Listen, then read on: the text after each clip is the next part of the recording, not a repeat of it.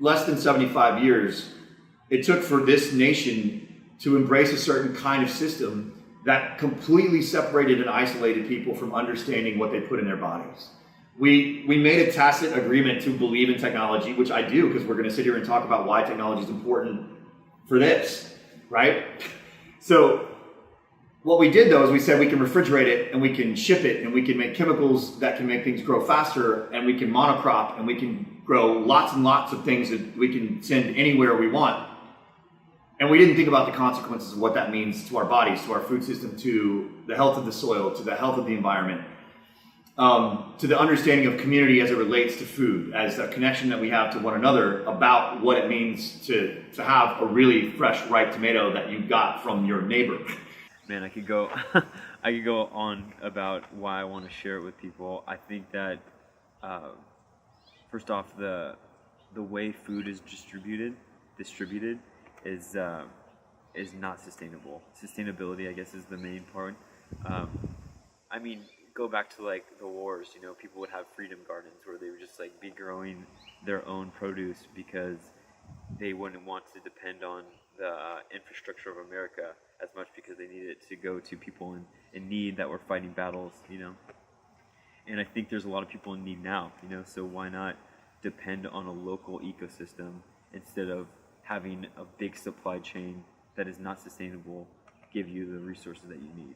Traditionally, you would buy your veggies at a Walmart or an H-E-B or, you know, fancy enough a Whole Foods, but there's some of the little things that I really took away, like just being able to go to a garden, look at the soil, pick up a veggie, and bite into it and experience its flavor profile was insane. And you know, one of the craziest things that I learned from that entire experience was the fact that the tomato is just round and red and, you know, fully juiced up. They're beautiful little veggies that look and come in hundreds of different kinds. And it was just incredible. You know, just to see the passion and effort that he puts into growing veggies that he can source back.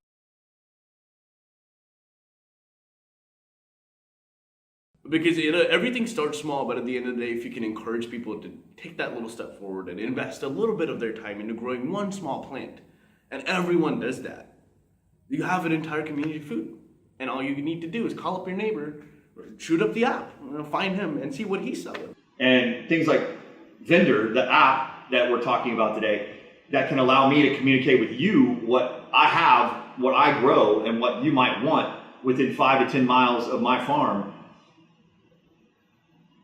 How is that any less convenient than Amazon or having delivery from H-E-B? I mean, here in Texas, we have the opportunity to grow amazing produce 12 months out of the year.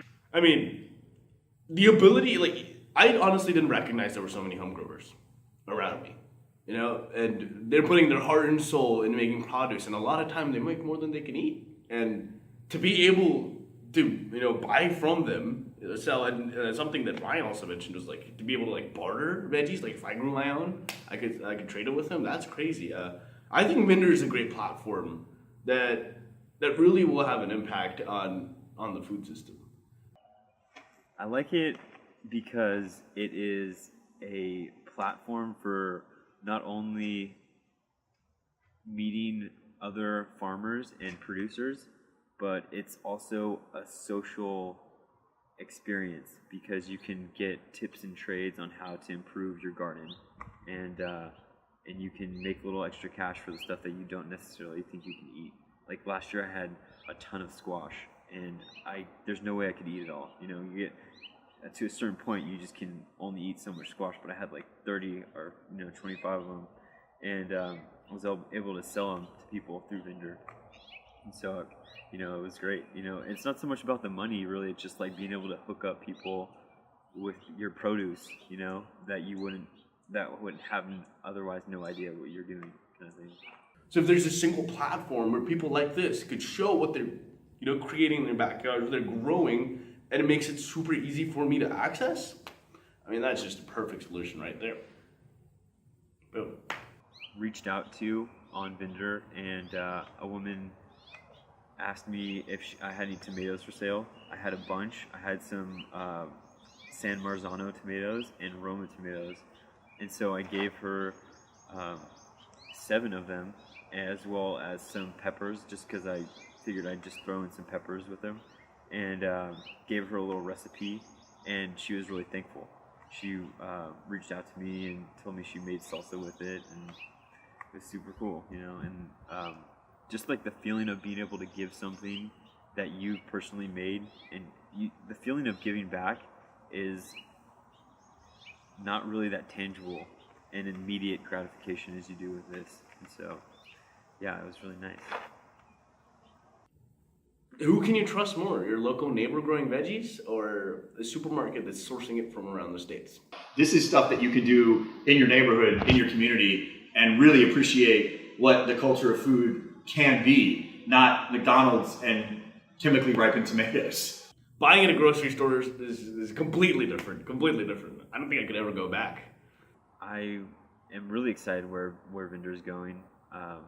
It's some exciting times. It's on the up and up, the uptake, you know, and so just watching it from afar has just really been exciting. I feel like it's almost like watching the stock market or like Bitcoin rise. It's just like exciting times for Vinder, so I'm excited to see where it goes, you know. I'm excited to see where this journey takes Sam, you know, takes you.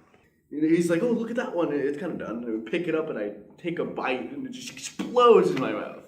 It was wild. It just, like, honestly, like a honeysuckle, I don't know, you could suck like juices from a flower and it would taste incredible.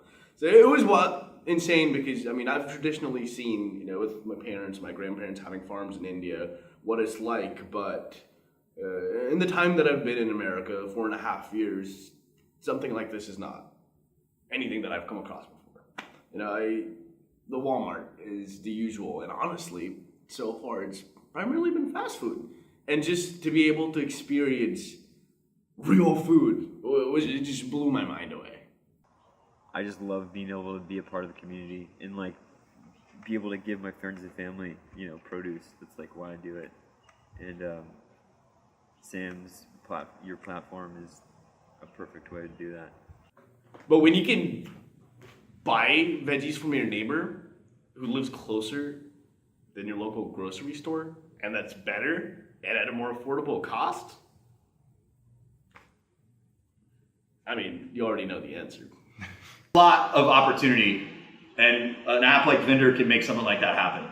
There's just a community of people that care. They care about food. They care about what they make. They put their heart and soul into trying to feed everyone else. I mean, overall, it was just an incredible experience. Sorry, Walmart. I'm out.